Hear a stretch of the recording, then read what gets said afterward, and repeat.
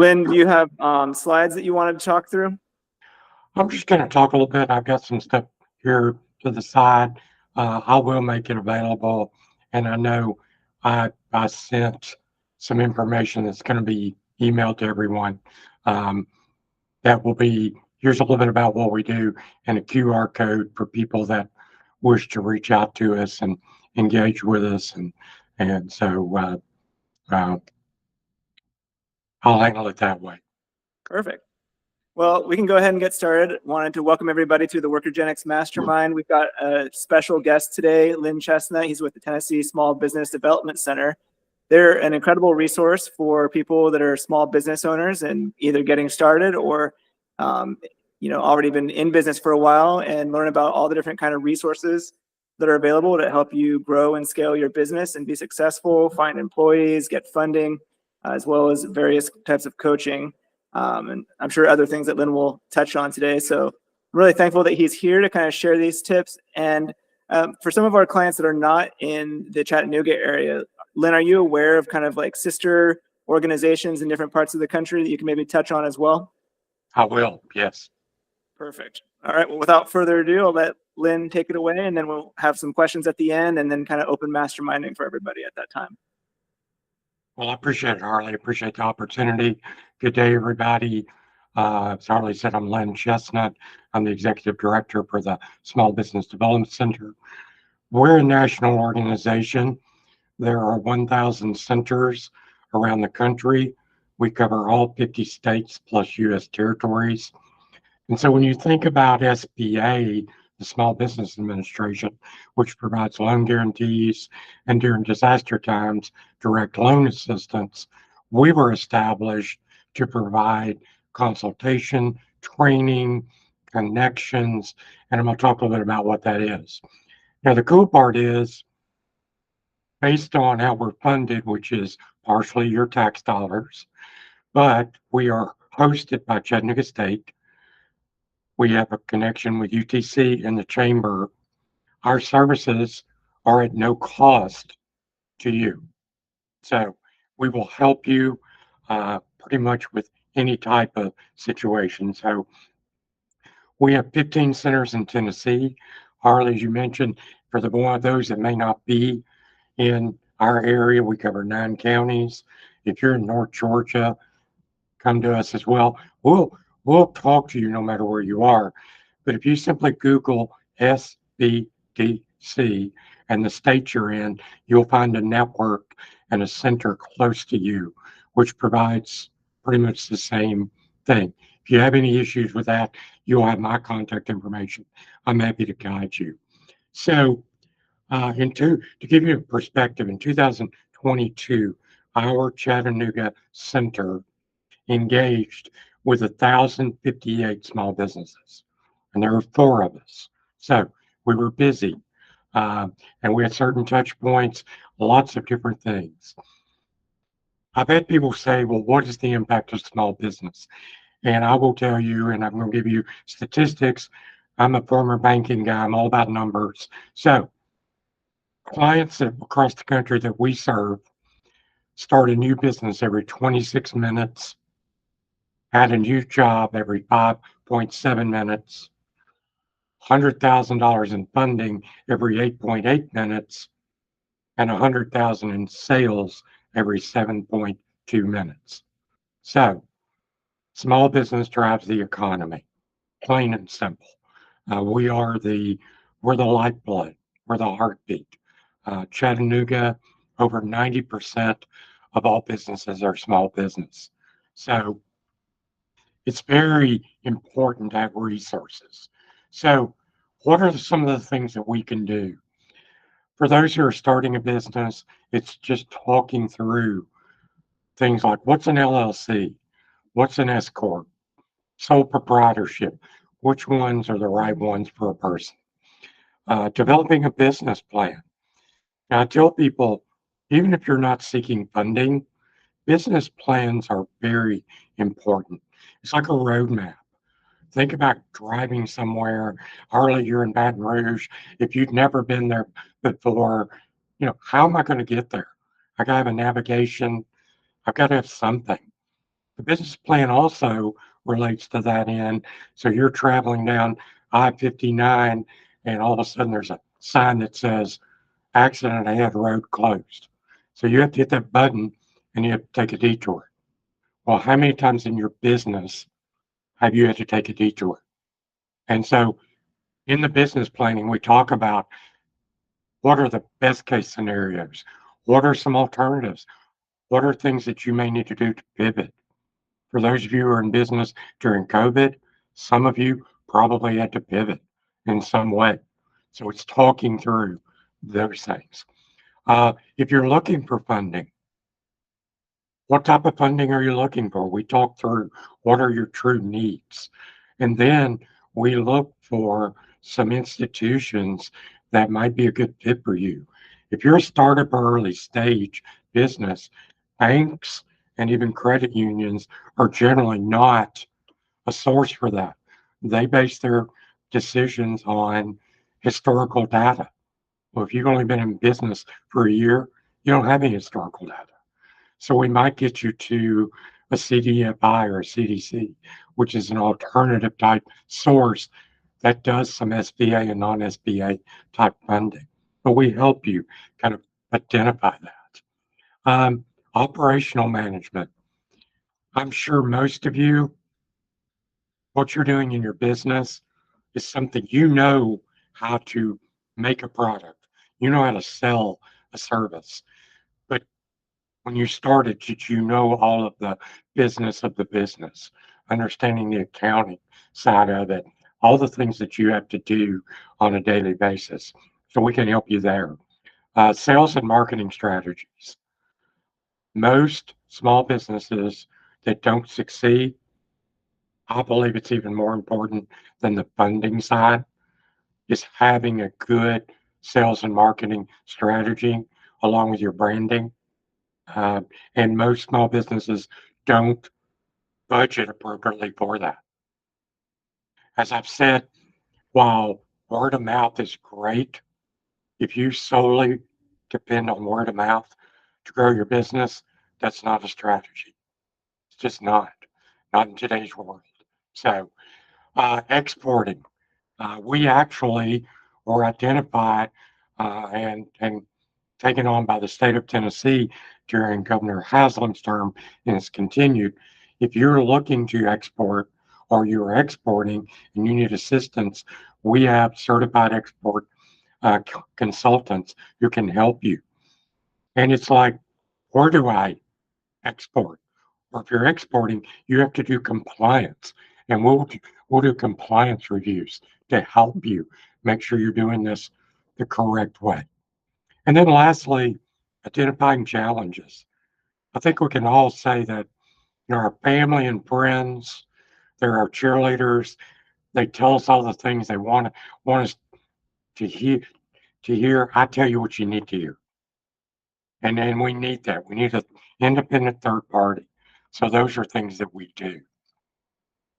I want to share just a couple of case studies because some of the misconceptions are in Harley articulated well because we've gotten to know each other. Um, Everybody always thought we were just for a startup. You're a mom and pop startup, we're going to help you. Well, these case studies may help you understand a little bit more about us. I will tell you, we have clients whose businesses are over 100 years old. And why? Because I don't care how old your business is, there's always a challenge. Or I'm looking at a growth strategy and I need somebody to work through as I'm going forward. So we do that. But the two case studies that I would share with you, one, client came to us as a pure startup, 2019. So we helped them complete their business plan, helped them create some operational and sales strategy for the first couple of years, talk to them about budgeting, help them create a marketing plan, and then again, we're that voice of reason to talk through things that were going on. This business now has 15 employees. They, in the last year, purchased a commercial property, and they are even looking at expanding and buying another business similar to theirs. Um, the owner of this company meets with one of our consultants, Josh Brown, monthly. They have a monthly session. What's going well? What are your challenges? Talk through it. And so they talk regularly. And that's what she wants. By contrast, in 2020, a lady came to me. Her family business, product based, was established in 1965. To give you a little more context, her father in law and his family started it. He passed away around 2012, 2013, and her husband took it over. She was in corporate America. 2000, late 18, early 19, her husband passed away, and the family business was dropped in her lap. So 2020, she came to us for pandemic assistance.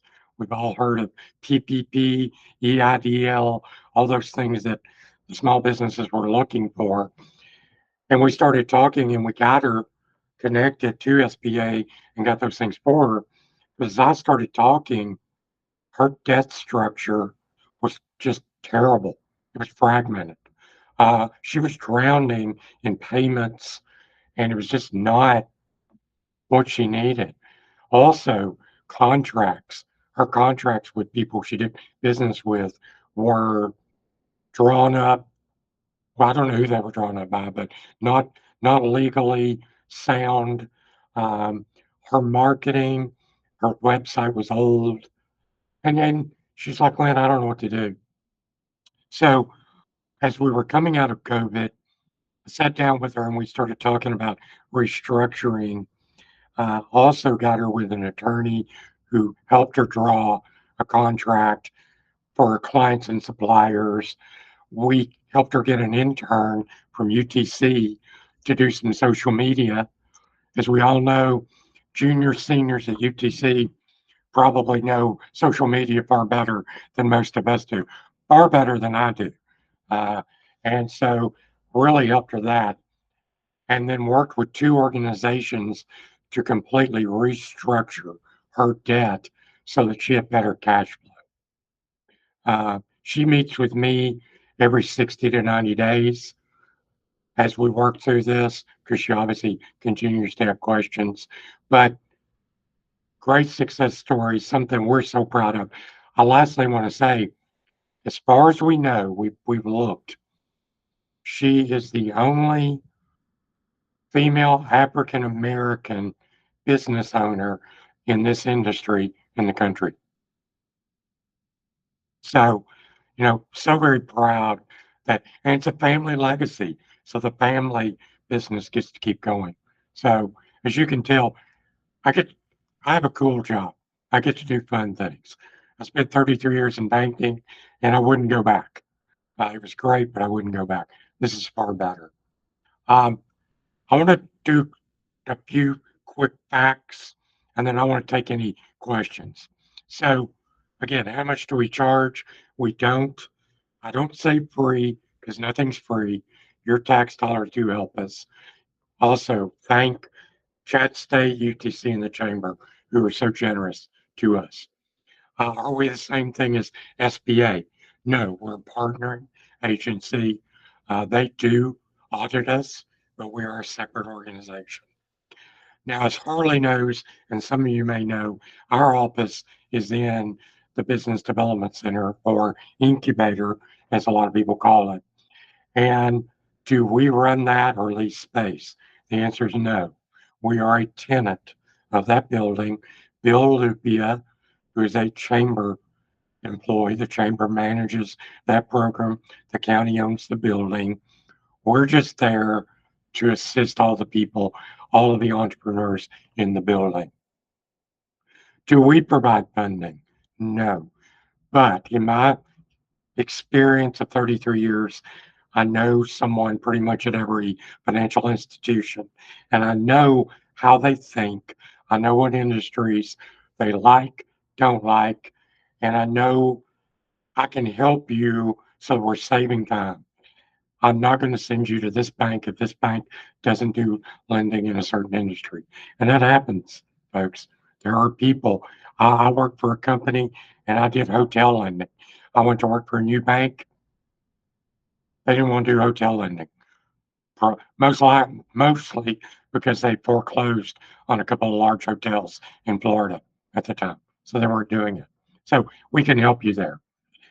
Lastly, do we help only Chattanooga businesses? As I said, no, no matter where you are, we can assist you, we can guide you, we can get you. And sometimes it's making connections to a good CPA, a good attorney, a good marketing professional, something like that. So that's who we are. We really love what we do. We have fun. We work hard. But with that, I want to open it up to questions that you might have, anything that I can answer for you. Thank you, Lynn. That was great. One quick question I had was, what about helping businesses design themselves or plan for exit strategies? Those people that are maybe at the sunset of their business ownership career and looking for an exit. So a great example of that was 2017. Um, Josh had a client who moved here and they wanted to buy an existing business. They didn't want to start fresh. They wanted something that already existed. Less than 30 days later, I was connected to a lady whose husband had passed away. He mainly ran the business. She helped with bookkeeping, but she missed her husband. The business reminded her of her husband, and she said, "Lynn, it's a good business. It's making money, but I can't do it." So we connected the two of them. I helped her walk through that on the seller side. Josh helped the buyer walk through, and then we got a CPA to do evaluation of the business. And then we pulled in a good local attorney to bring it together and make that happen. So that was one that was just happening. But one of the things we talk to people about, Harley, and they can be young folks like you guys, it's never too early to think about where am I going to be in 20, 30 years, or I want to do this for 10 and exit. And it's also talking about how do I grow the business in a way that makes it more palatable for somebody to want to buy. Um, we always hear the things of, I want to make sure my CPA has this set up so I lose money every year because I don't want to pay taxes. That's that's not a good strategy, folks. It's just not. Number one, you're probably never going to be able to borrow money. Number two, it's hard to unwind that if you want to sell your business. Also, unfortunately, life happens. How many of us know people who pass away unexpectedly? I'm talking young people. One of my best friends, 2017, she was 44, healthy person, got cancer, and several years later died. So it's having a plan from the beginning to understand. And it's also one other thing, Harley, I want to mention. Rarely is selling your business a retirement strategy. Unless you own a lot of equipment, ton of inventory, a big building, all these things, most businesses are not going to sell for millions of dollars. So we talk to you about what can you do to take care of yourself in this, making sure you're sitting down with a financial professional and taking advantage of everything you can so that when you get to close to my age, you have a plan. When you go out, you can travel, you can enjoy life, pass it on, whether it's to your children or whoever. So we walk you through all parts of that. Awesome. Thank you. I'll go ahead and open it up. If anybody else on the call has questions for Lynn, feel free to jump in here.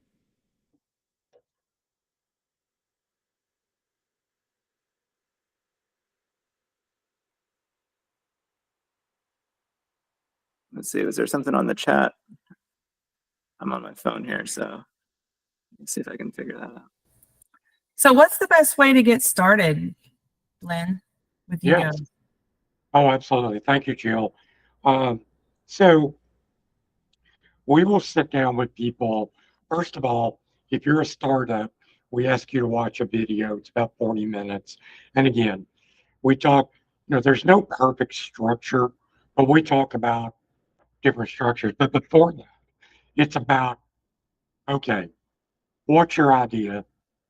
What's your product? What's your service? We have a research group out in San Antonio. We can order a packet for you based on your industry to help you determine feasibility. So, Jill, let's say you're working a job currently and you're trying to decide, do I start this business, quit my job?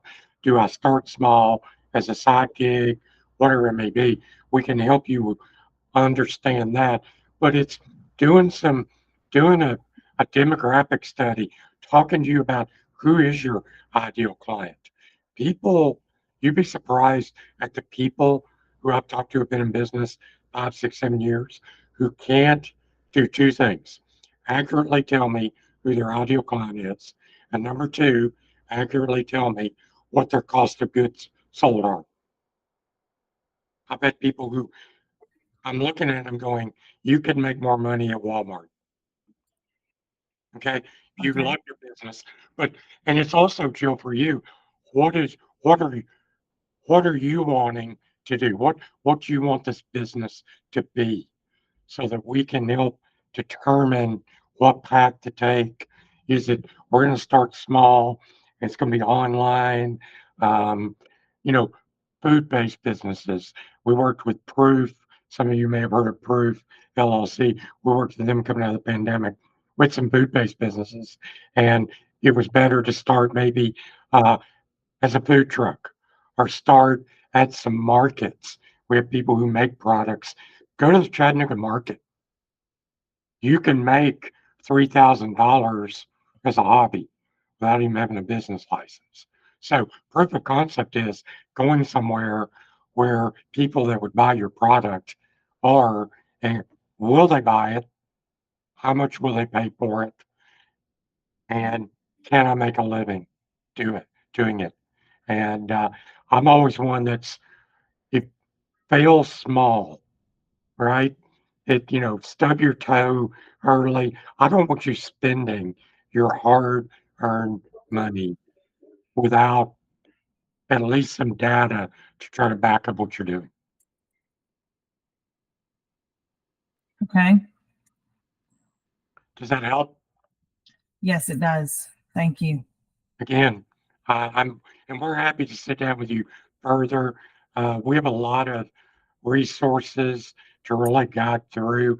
Another thing I would tell you, whatever you're thinking about doing, if it's not being done like you would want it in Chattanooga, look at other cities that are similar to Chattanooga. Look at Nashville, North Carolina, Greenville, South Carolina, Huntsville, Alabama. Is there anybody doing something similar to this? And if they're doing it well, call them, talk to them, travel there. So, you know, I bet people, I had a lady travel to Orlando, and this lady laid everything out for her, what went well, what not to do, all the strategies around it, because small business owners, their businesses are like their children. I love to talk about it.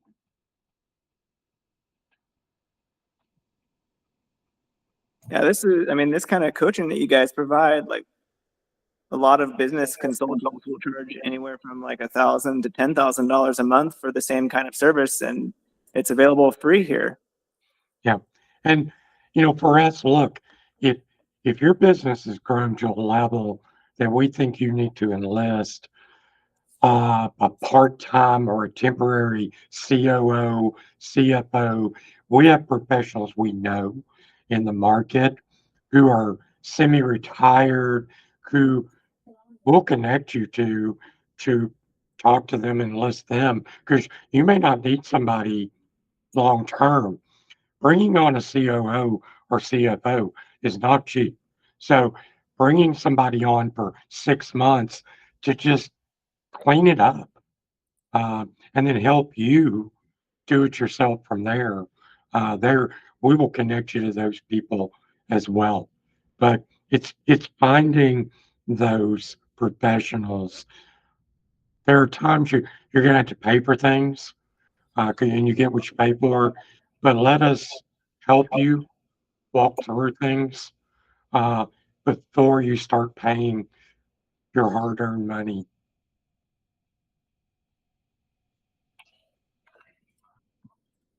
Okay. Lynn, what about like hiring resources? I know a lot of businesses are struggling to get the staff they need to grow and scale. Do you guys have resources or ways you help with coaching on that, or strategies for like employee retention? I Mhm. think to just be more attractive. So we are getting ready we have some on-demand sessions. I know you and I, Harley, have talked about something that I'm going to talk to you about more about that later, but we are getting ready to work with Robert Half on providing some on-demand video of tips around that. That's one. Number two, because we're connected with Chat State, my Chat State boss is over workforce development. So we talk to people about what resources they're going to bring in. The city, go ahead. Sorry. No, you're fine. Um, City of Chattanooga, Quentin Lawrence, who's over workforce, is on our board. We had a board meeting this morning. They're trying to really ramp up and talk through helping organizations like ours. Our connection to UTC, we connect a lot of people to interns. We think internships can be a great starting point in some cases for you, especially on the marketing side, but in some other ways to do that.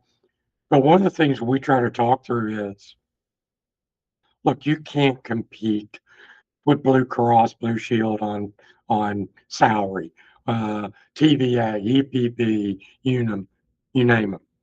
So how do you do that? So we talk about culture. We talk about flexibility in work.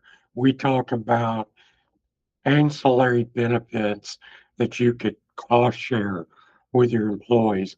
We got to talk through all those things because what I've learned about, I'm a boomer, so what I've learned about and I love about the generations as it walks down, people love work-life balance. Boomers, we did a horrible job of that. We did. I worked 60, 70 hours a week in banking and didn't get to see some of the things for my two children, and I regret that. So I do everything with my grandson. So it's having a company, a business that people want to work for, where you can do some things. During the pandemic, one of my consultants had two smaller children, single mom. Even when we started coming back into the office, I gave her a very flexible work schedule because that's what she needed. She and I had no problem with her doing her work. I know if they're doing their work or not. And she was. She's actually now the director of entrepreneurship for the city of Chattanooga. She's a superstar. So we talked through Arlie a lot of things about that with our work with Proof. The food and beverage industry, the way they pay will never be the same. And that's actually a good thing. That had to change. $2.30 plus tips, it's just not going to do it anymore. And so it's understanding, also, you have a key person that may be a manager for you. Is there an opportunity for them to get a small ownership piece in your business? Because think of it this way, the Publix, the grocery chain, their employees, they have a big profit sharing plan. And they're most of them are owners of the company. And that's why the service is better. That's smart too, because I think with grocery stores, one of the biggest issues is employee theft, right? So if you're a part owner, you're not going to steal from yourself. Nope, you're not. I mean, customer service is everything. I always use the easy example. The number one food chain in revenue per unit is Chick-fil-A, hands down. They're killing it. It's a great day at Chick-fil-A. How may I serve you? Walk up or you drive up. I say thank you. My pleasure. They do it right. And so, and that goes internal with your internal clients, your employees. Do they feel valued? Do they have a seat at the table when you're making certain decisions? So those are some of the things we talk about. Yeah. So for everyone that's going to be watching this afterwards, in the email, we'll send out the details for getting connected with Lynn or other coaches at the Small Business Development Center. They make it really easy. They got like online scheduling once you register an account. So you can pick a time that's convenient for you based on who on their staff is available. And you can also request specific people too, I believe. Is that correct, Lynn? So if you want to like have a special session with Lynn, and then maybe he can direct you to someone who might be the right fit for you, that's also an opportunity. It is. And you get not only our whole staff, while I may be your lead consultant, you get everybody, and you only get everybody with us. But if we see something and we have a consultant in Knoxville or Nashville or Martin, Tennessee, we'll enlist their help. We don't have all the answers, but we know people in our world who do have the answers. And we have a session, I'll actually tell you, we have a session every month called Ask an Attorney, and it's a live session. Chuck Fisher with Grant Carmelike and Harrison, who's been in business law 26 years, donates an hour of his time every month, and he'll answer any legal question. That's at no cost to you. That's like a $500 value right there. Absolutely. Awesome. Any other questions for Lynn before we wrap up here? We're a little over the 30-minute mark.